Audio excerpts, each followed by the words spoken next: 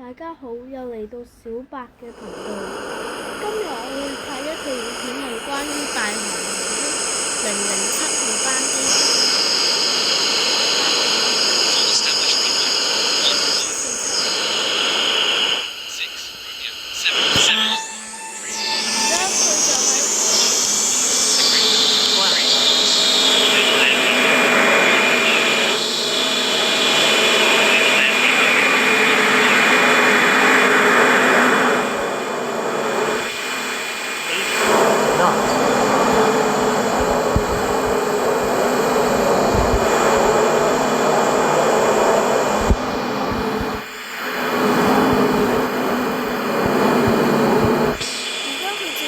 阿拉斯加國際機場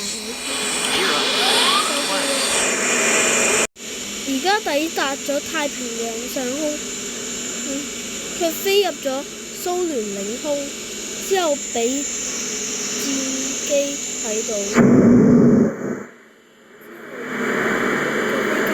要避開啲戰機。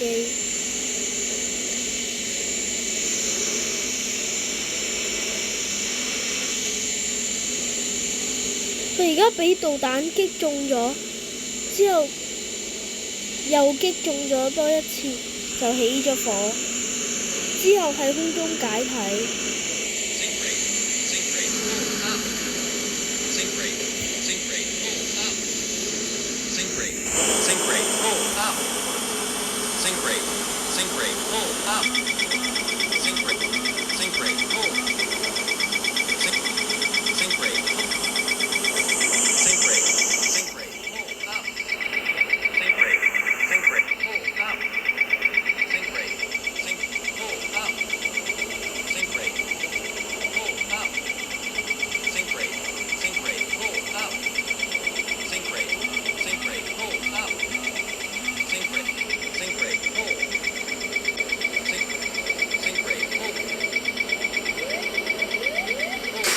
而家墜入北海道，墜毀喺北海道。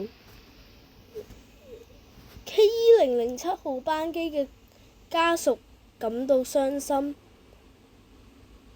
希望以後都冇呢啲類型嘅事故啦。拜拜。